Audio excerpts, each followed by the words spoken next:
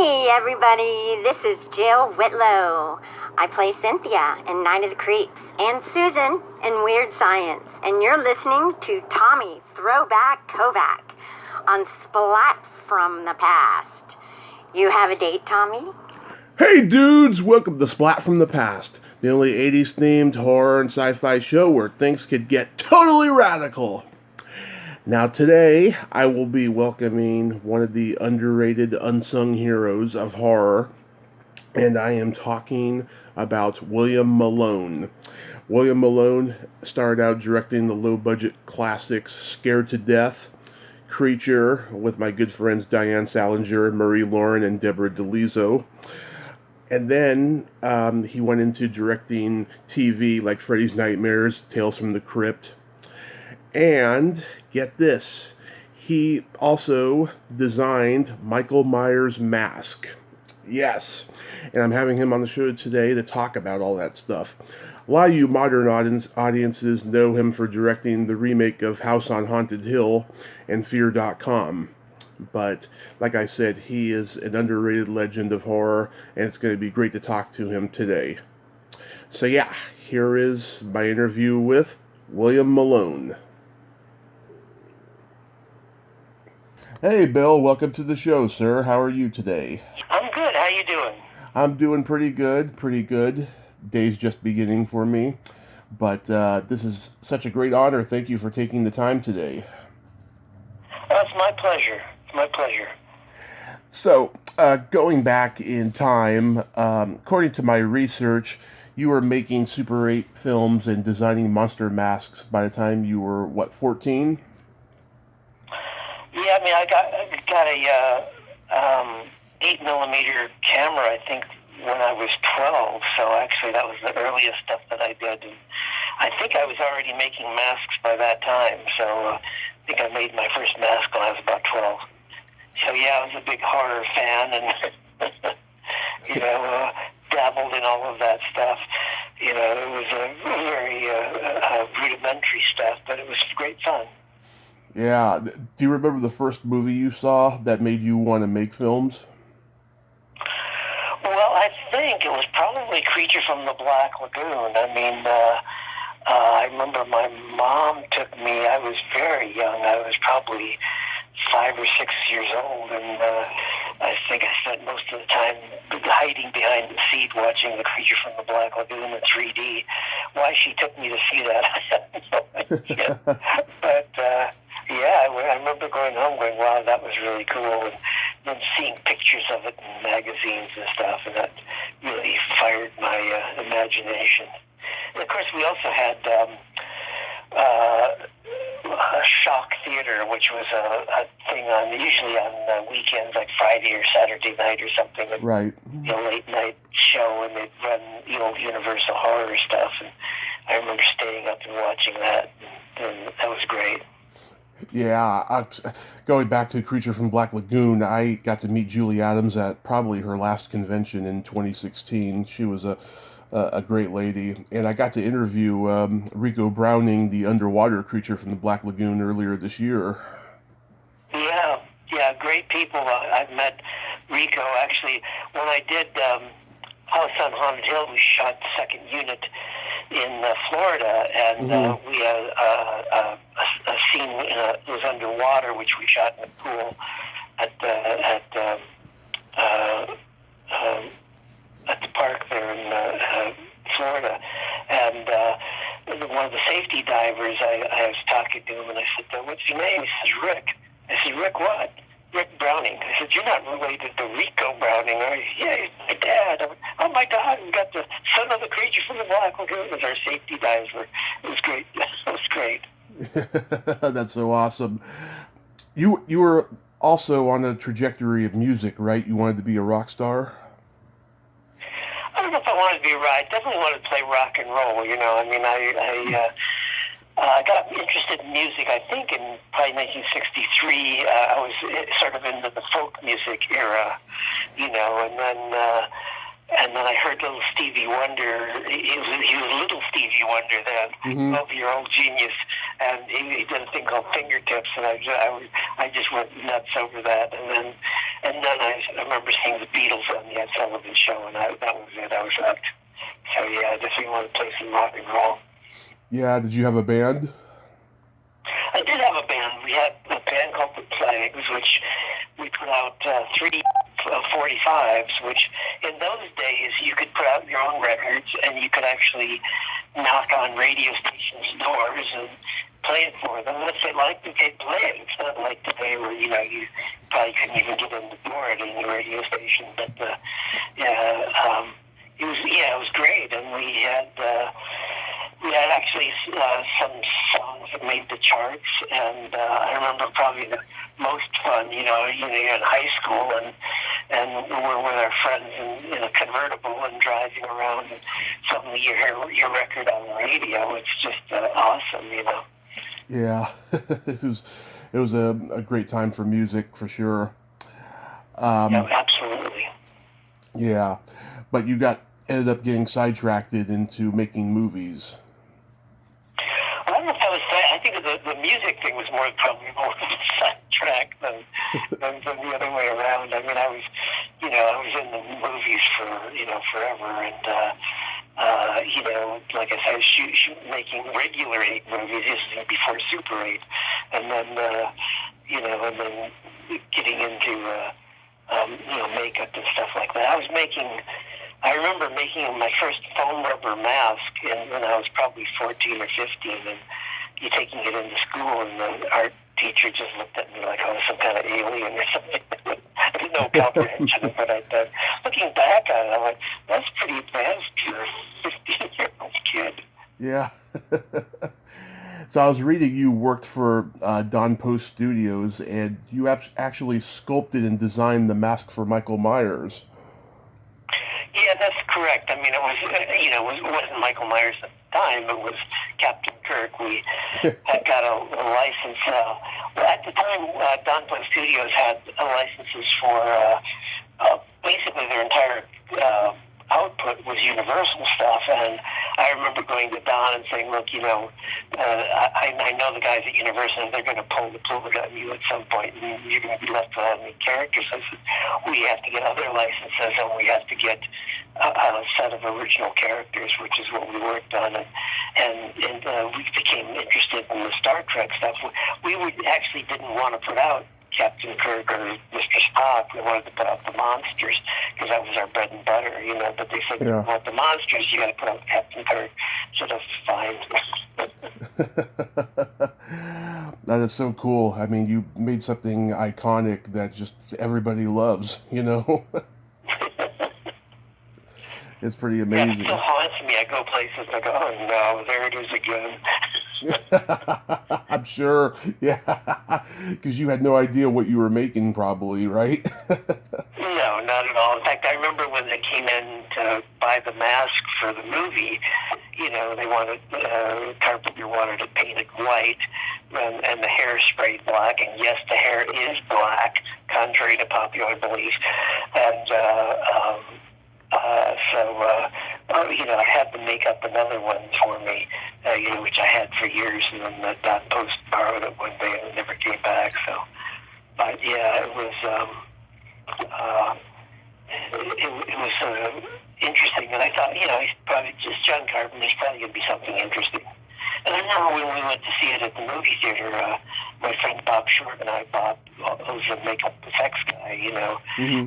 He and I went to see it in Hollywood, and we said, yeah, this guy knows what he's doing. This is going to be good. Mm-hmm. You were also a special props man on Planet of Dinosaurs? Yeah. I mean, I was working at Don Post Studios making the masks to make up some ray guns or something like that. They had no money, so, I made up some ray guns for them, I think, and stuff like that. But yeah, we did a lot of stuff for TV shows and stuff at Don Post Studios. It was sort of a sideline. It was, we made masks, but we also would make props and things for films and so forth. And a lot of the TV shows would use our masks right off the shelf. And I remember seeing them in all kinds of shows, from Battlestar Galactica to, Planet of the Apes and stuff like that. So. Oh, that's pretty cool. Yeah, the reason I bring up Planet of Dinosaurs, I just interviewed one of the female stars, Durna Wild. Oh yeah, right. Yeah, Yep. yeah, she's pretty cool, and so yeah, that's why I had to bring that up. But so I'm gonna mention movies you directed. Tell me anything about them, the process, filmmaking, anything you remember. Sure. Holmes and Walston. Well, that was the thing. I had Robbie. I built a replica of Robbie the robot. We wanted to do a TV show. Mhm. That made use of him, and so we shot a little pilot. Unfortunately, we shot it on a format which, fell from grace fairly quickly. So unfortunately, there's no real, other than stills, there's nothing really left of it. But it was about a robot who had a programming error and he thought he was Sherlock Holmes, which was kind of a fun idea. And basically it was supposed to be a Saturday morning kids show, and it had Jerry Mathers in it, who played Walston, his hapless sidekick. Yeah, how did you get Beaver for this? Well, a friend of mine is a guy named Rich Carell, who is a big mask collector, and he was friends with Jerry. And Richard, at the time, yeah. Jerry was working at a bank and as I think a loan officer or something like that. And we went and approached him, and yeah, he was kind enough to do it. So it was great fun, actually. So. Yeah, it's just so funny because this is like coming off of rumors that he died in Vietnam. Yeah, he's not dead. Mhm. He's actually a diabetes survivor, which is very great. Yeah, I didn't know that, but yeah, he's a good guy. So Yeah, glad to hear it. he really is like Beaver. He's a good guy. He kind of is, really. When we were working with him, he was a lot like the Beav. Scared to Death. Yeah. Well, Scared to Death, when I left Don Post Studios, I could see Don Post Studios was heading in a direction that I didn't really want to go. And I thought, well, I was really also really anxious to get back into filmmaking and make a movie. And in the last probably 5 years of Don Post Studios, I bought an Airflex, and I was like shooting lots of test footages and things like that. And I thought, I really want to make a movie. So when I left, I took the money that I'd saved up, and I said, I'm going to make my own movie. I said, nobody's going to give me money to make a movie, so I'll just make my own. And I made Scared to Death, and actually got a distributor before the film was even finished, and so the film actually did really well. We actually made number 16 on the charts, and no one was more surprised than I was. I remember calling the guy who worked as producer on it. I said, you'll never guess where we are on the charts. And he said, I can't even imagine we're on the charts. I said, we're number 16. Yeah, so it was crazy. But yeah, we actually made our money back and turned a profit. So that was pretty good. But it was one of those things that when we started, I thought, well, what can I add to this that would normally cost somebody a lot of money? I said, well, I can build a monster, Mm-hmm. And so that was our ace in the hole, so to speak. So, and I'm very proud. I think the monsters came out really pretty cool. Yeah. Is it true you wanted Rick Springfield? Rick Springfield actually was attached to it. He was going to be in it. Mm-hmm. I've got pictures of him, just before we started shooting, and it was the night before we were supposed to start shooting, and it was pouring rain outside, and I get a call from Rick saying, I've been thinking about it, and I really can't be in your movie. And I said, well, Rick, why can't you be in my movie? I said, I'm shooting tomorrow. And he goes, well, I'd miss acting class. I just remember my brain probably spun in my head. Going, what do you mean? You're going to miss acting class? Yeah, I just can't do it, And I said, okay, fine. So I hang up. And I'm just like my God, who are we going to get? We're shooting tomorrow. Here's my money. I'll go broke. And I remembered that there was a guy I liked a lot in a improv group in Los Angeles. And he, a guy named John Stinson, and I thought, well, I've got his number. Maybe I can call him. And so I called up John Stinson, and he said, yeah, I'd love to be in it. So I said, good, okay, well, let me get the script to you. And I hang up. And no more do I hang up, and Rick Springfield calls back and says, well, no, I changed my mind. I can't do it to you. I'm gonna be in your movie. I went, oh, good. And I knew that, Rick Springfield, he was not a rock and roll star at that point. He was just on a soap opera. And I thought, well, that would be good for the movie sales. So I called up John. I said, John, I have to apologize. Rick, said he's going to do it. So then I hang up. And no more do I hang up. I hear Rick Springfield comes back and goes, no, I thought about it. I just can't be in your... I said, Rick, fine, don't call back. Oh, my God. And I hung up and called John Stinson back. I do a lot of groveling, but he came over right away and got the script, and then and the rest of it's history. And, I always kind of laughed because during filming, Diana Davison, who was one of the stars of the film, I was also on a soap opera. She and John had a love scene together, and they fell in love, and went off and got married. And placed a kid, Rick Springfield. I said, well, I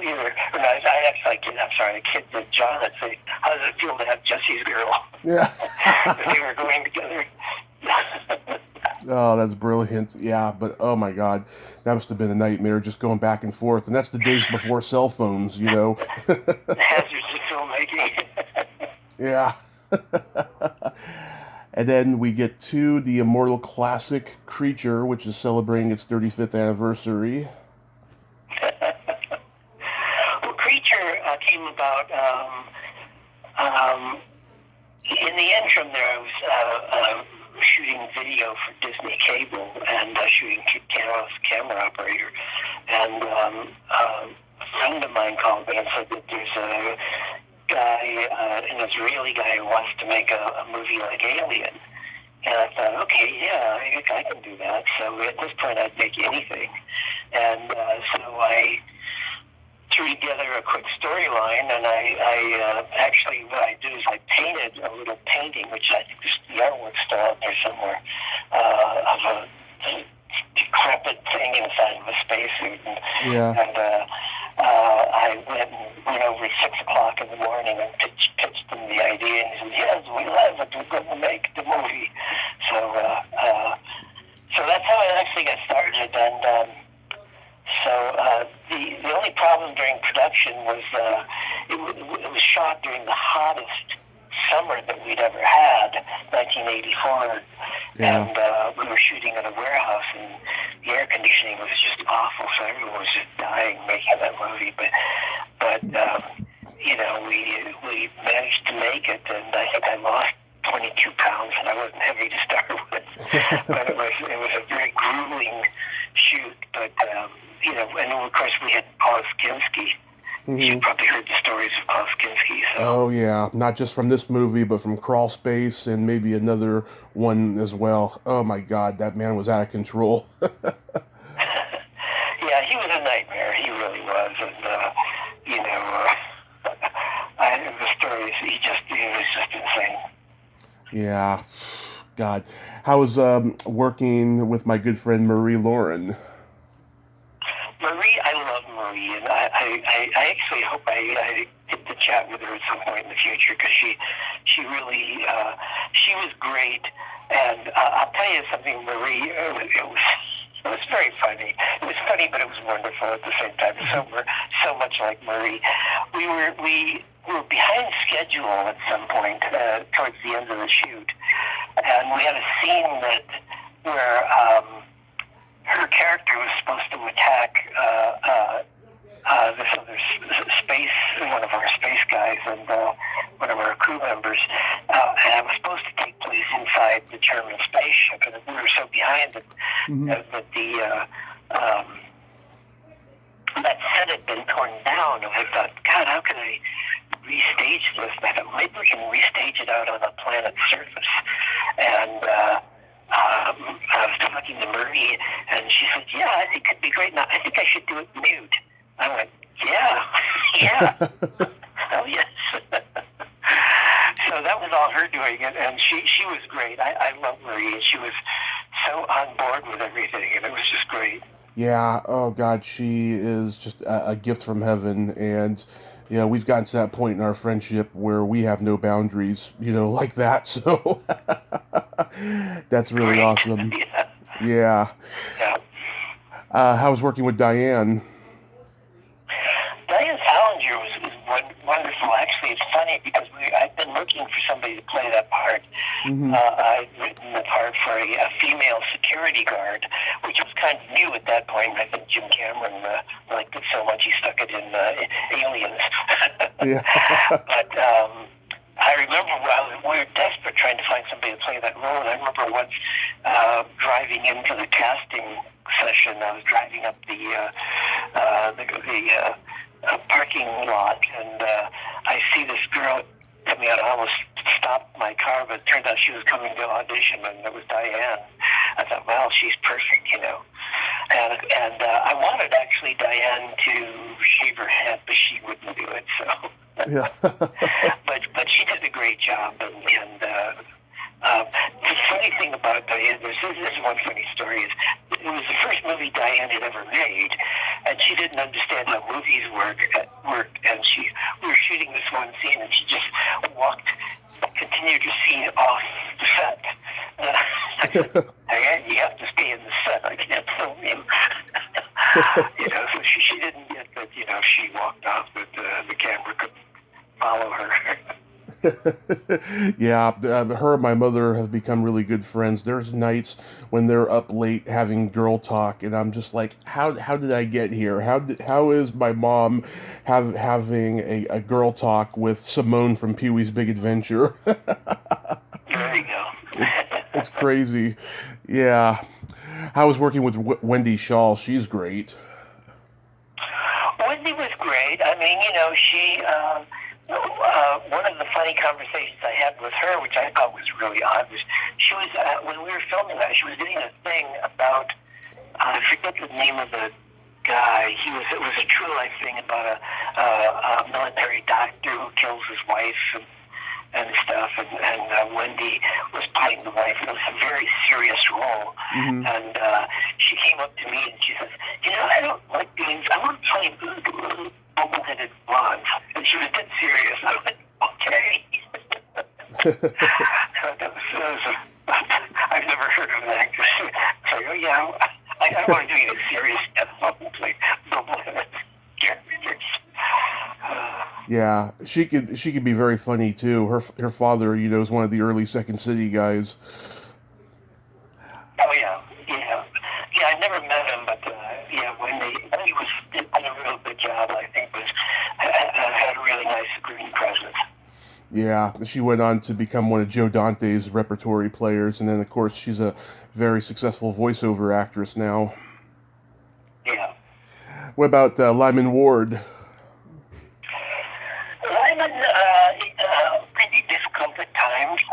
Of course, there were, some later in Ferris Bueller, but, he was a good guy, he was very funny, but he did have an edge to him at times, which made things sometimes difficult, but he was a good guy.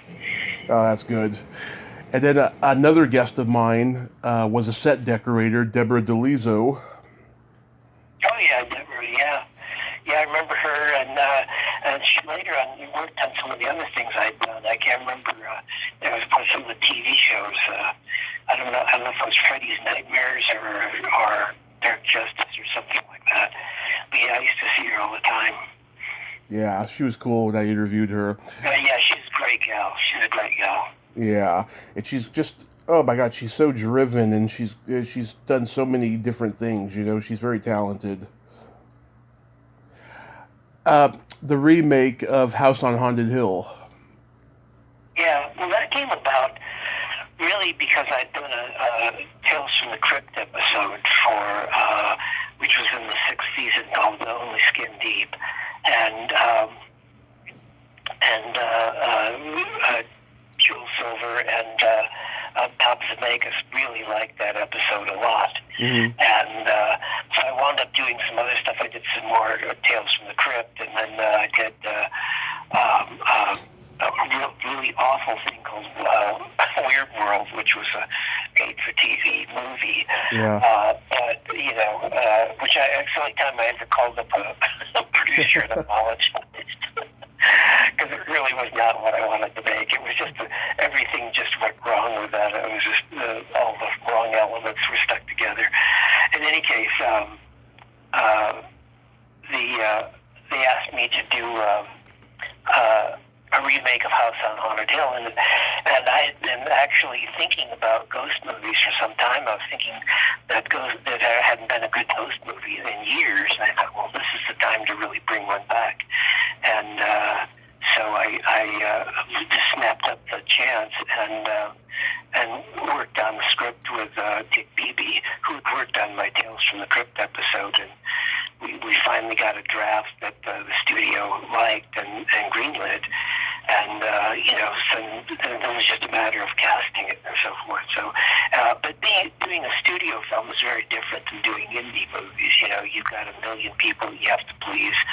And that movie started out to be a very serious film. I was going to do it much more like the original Haunting, the 1960 Haunting. Yeah. And then it slowly morphed into, I realized that they wanted to make Abbott and Costello meet Frankenstein instead. So that was the approach that I took to it. Yeah, I did you enjoy the original with Vincent Price? Oh yeah, I loved the original. I mean, I loved all the William Castle movies. Yeah. And I remember seeing it when it first came out as a little kid, but I remember really enjoying it and so forth. So, and when I was going to do a remake, I really wanted to make it be respectful to the original. The first draft that Dick Beebe wrote really was nothing like it at all, and almost caused the movie not to happen. But Dick and I got back together, and I said, look, let's go back and rewatch the original, and let's try and make this as close to the original, but still add new, fresh things to it, and which is what we did, and hopefully it turned out well. That's not for me to say, but I was pleased with what we did anyway. Yeah, you must have been surprised you got the job because you had come from, doing the low-budget movies. Well, at that time, I'd sort of worked my way up. I don't really recall being overwhelmed or impressed by it. I think I was stressed by it just because, like I said, there's so many people that you have to please, and it was great having that opportunity, of course, and having the cast that we had. I think the thing that impressed me the most, of course, is having Jeffrey Rush on board at that point, and also the sets. Having the money to build those sets was really wonderful because the particularly the basement set I thought was terrific. Mm-hmm, absolutely. And yeah, you got Dr. Herbert West himself, Jeffrey Combs, in the movie. Yeah. Well, I'd worked with him previously on a thing called Perversions of Science, which was oh yeah, I remember that show. Another offshoot of Tales from the Crypt. Yeah. And he showed up on a list of actors, and that was like a dream show. I got Jeffrey Combs and David Warner and Ron Perlman, all in one episode, and that was just incredible. And from that, Jeff Combs and I became really good friends. And so, of course, when we did House on Haunted Hill, I said, I got to bring Jeffrey in. He'd already worked, I guess, for Joel Silver and Bob Zemeckis on Frighteners. So, that wasn't hard to sell them on the idea of bringing Jeffrey in. It's interesting because Jeffrey's really not in much of House on the Hill, and yet everyone remembers him for it. They think he stars it. He's the star. So it's pretty great. Yeah, I met him at a convention a couple years ago. He's a pretty interesting guy. He's a great guy. I love Jeffrey. He's sort of part of my stock group. It's like I try and use him whenever I can. Yeah, he was very impressed by the fact that I knew that his wife was the hotel clerk in Beverly Hills Cop. How about Ali Larder? Well, Allie was great. I was unaware of who she was when we cast her, and most of the cast really was cast by the studio. When you do your first feature film, the studio really tells you who's going to be in your movie, and the casting choices. Fortunately for me, Jeffrey Rush was at the top of my list, and of course that was a no-brainer. Everyone else thought that was great. Most of the other cast I had never, worked with before, and many of them I'd never even heard of. But that was just because I was out of touch with, a lot of the kind of movies that those people were making, because they're just not in the genre that I'm aware of. Allie had come from I forget what the name of the movie was, but Varsity Blues, probably. She, been the bubble girl from another show, and she was great though. I mean, she came on and she did a really good job. At the time, I had suggested a young actress named Angelina Jolie. Yeah. And the comment I got from the producers is nobody knows who she is and they don't want her. Yeah. I said, I think she's going to be big. And they said, no. Yeah. Wonder whatever happened to her. There you go. Yeah. That wasn't Bob Zemeckis, by the way, I'll point out. So I got that tossed aside.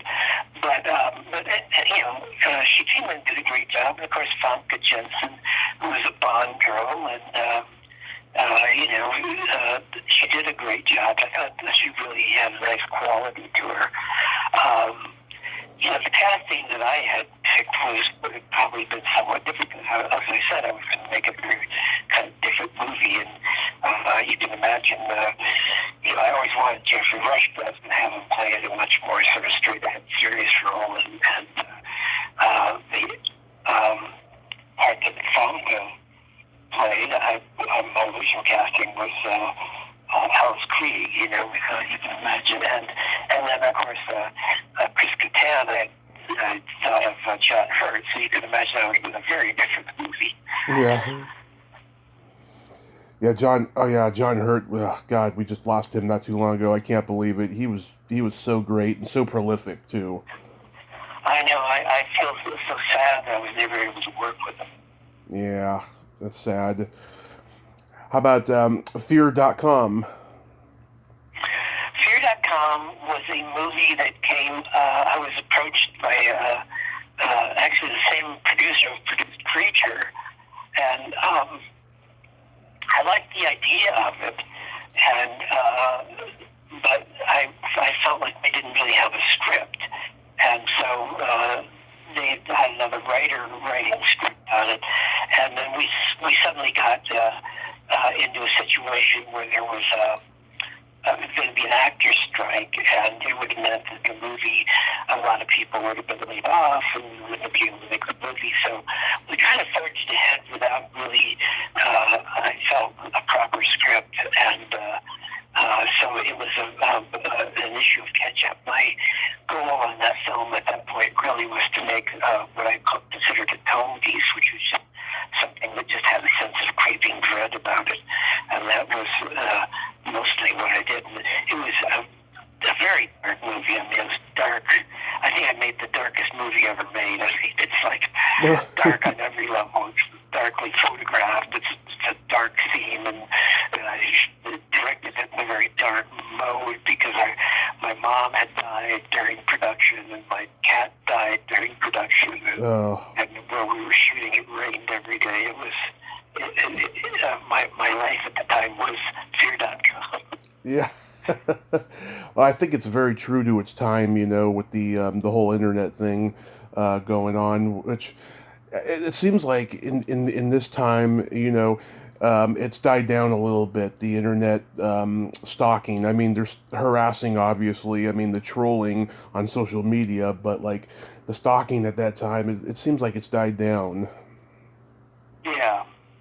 Well, it's bound to die down. I think actually I have this belief that the internet's going to probably take a big dump. Because Yeah. I think it's just it's an era that I think is going to go away. You know, it's not that it'll always be there in some form, but I just don't think it's going to have the charm that it's had in the last 20 years. Exactly. Certainly things like Facebook are going to take a dump. It's already taking a dump, so. Yeah. It's such a waste of billions and billions of dollars, too, which is really sad. What was it like working with Udo Kerr? He's such a legend. Yeah, I love Udo. You know, I mean, he came on and he was a little concerned originally because he didn't have any lines, and I said, well, this is a very important part because, you know, it's the opening of the film, and I think he really did set a great tone, and it was a great honor for me to work with him, and yeah, I mean, it was a terrific. I had a really good cast in that. I mean, you know, and you know, it was an interesting film to make. Also, you know, we shot it in Luxembourg and had an international crew. And I'd always wanted to make a film in Europe, and it was great doing that. And you know, it was weird though because you know we probably had probably 8, 10 different languages on the set, so it made things. It's hard enough, you know, trying to get people to understand what you're talking about when you're speaking. When they all speak the same language, but yeah, it was an interesting event. Mm-hmm. What made you go from film to television after Creature? Well, it was just a matter of working, you know, and I had an opportunity to direct some you know, just television. I thought it was a good opportunity to just try out things. You know, I worked on some really awful TV shows. I mean, they were awful in the sense that they didn't have good budgets and the scripts were a little sketchy and you know, but everyone was very enthusiastic and they did a good job. But it was just it was an opportunity to basically try any harebrained ideas. A lot of the things that I wound up using later were things I, you know, experimented with on things like Freddy's Nightmares and Dark Justice, some of that stuff. So it was a great opportunity, and I'm very glad I did those shows. Yeah, I'm a big fan of Freddy's Nightmares. And you've actually worked with a few of my guests on there. Tiffany Helm was a waitress in an episode. Anne Lockhart was in an episode. And go ahead. Yeah, I worked with you know, Stephen Root, you know, and that was great. Early Stephen Root, yep. Yep. And then of course Slavica Jovan, who was the Dozier from Ghostbusters. Oh yeah, God, I'm hoping she'll resurface so I can interview her. I would love to interview her. Yeah, she's a really interesting character. I used to talk to her all the time, and I haven't heard from her in some time now. But yeah, I love her. She's great. Yeah. And of course, David Lander, who played Squiggy on Laverne and Shirley, I interviewed him early on and stuff. That was a very interesting and challenging interview. He has multiple sclerosis, you know. Oh, okay. I didn't realize that. I'm sorry to hear that. Yeah, he was great. You know, I used him in. I remember when we were shooting, he had a little problem with he had a cough, and it kind of freaked him out. But he was a good sport about it. And we had the scene where his mouth was supposed to light up. This is really low-end television. We had no money. I wanted to have a light come out of his mouth when he talked. So I actually put a little tiny light bulb in the back of his throat with a wire coming out the side of his mouth.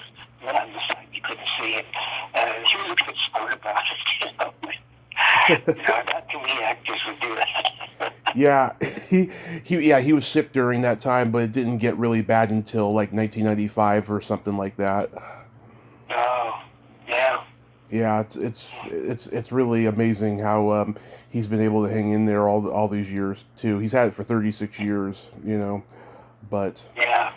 I'm in contact with his wife Kathy on Facebook. She's a great lady. She's been on the show and stuff. But send David my best, will you? So, I will. Yes, I'll let Kathy know, and she'll tell him. Okay, good. So I was curious, Bill. How did you get to play George Harrison in I Want to Hold Your Hand? Well, that goes back to Rich Carell, who I mentioned before. Rich was the music editor on that film, and I'd known Rich from years ago, from Don Post Studios days, and they were looking for somebody to play George Harrison. And of course, I had a Beatle band, and I still had sort of a Beatle-esque look, and of course I could play guitar. So Rich said, you guys, they apparently gone through the entire list of people in the music union, musicians union, and couldn't find anybody. And he said, well, just call up my friend. So they called me up. I said, yeah, sure. So I actually still had like a Beatle jacket from back in the day, and I put that on and went over to Bob Zemeckis' office. And he said, yeah, you're in, go. So it was, and like a dream come true. I wake up one morning and I'm George Harrison on the Ed Sullivan Show. So it was pretty great. Yeah. But it's funny. I later on, when I of course did House on Haunted Hill and Tales from the Crypt, I reminded Bob Zemeckis of that and brought pictures, and he got a lot of it. But, Yeah, you did a couple of roles. You played Robbie the Robot in Hollywood Boulevard, and you were a henchman in The Incredible Hulk Returns. Yeah, they keep saying that. I was never in the Incredible Hulk. Okay. I've tried to straighten that out with the IMDb, but they just keep putting that in. I don't know. Okay, fine. I was It had to have been another William Malone. I think. Well, there was a couple other Bill Malone. So there was a Bill Malone who was an actor. So maybe they're confusing that with me. So. Yeah. So I know we're in a pandemic, but do you have any future projects that you hope to do after it's over? Well, I got a couple things in the works. One is a rather big sci-fi project, which I'm hoping gets off the ground. And then I've got a little indie movie, which I was planning on starting shooting just before the zombie apocalypse hit. So I do have some things. It's, who knows what's going to happen after this is all over. So it's very, very difficult to know. Yeah. Yeah, I'm continuing shooting tests and doing little things here. Yeah, it's really insane. God, I hope this is not the end. Really hope not. Maybe the end of some theaters, that's for sure. Yeah, well, drive-ins are starting to open up again. Yeah. Who knew that this would be what would spark the resurgence of drive-ins? I know, who knew? The last time I was at a drive-in was at least 20 years ago, and I've missed them, quite frankly. Yeah. Well, Bill, I thank you so much for coming on today, and I hope you get your projects done after all this insanity. Well, thank you, and all the best to you, and everybody stay safe. Okay, thank you so much, sir. Stay safe and have a great day. Thank you. You take care. Okay, bye-bye. Bye-bye. Well, there you have it. William Malone. Ain't he a cool dude? Ah, what a nice guy, huh? And he's got great, funny stories there about his filmmaking career. If you like this video, everyone, please subscribe to my YouTube channel, add me as a friend on Facebook, join my Tommy Kovac comedian page on Facebook. Follow me on Twitter and Instagram and all that fun stuff.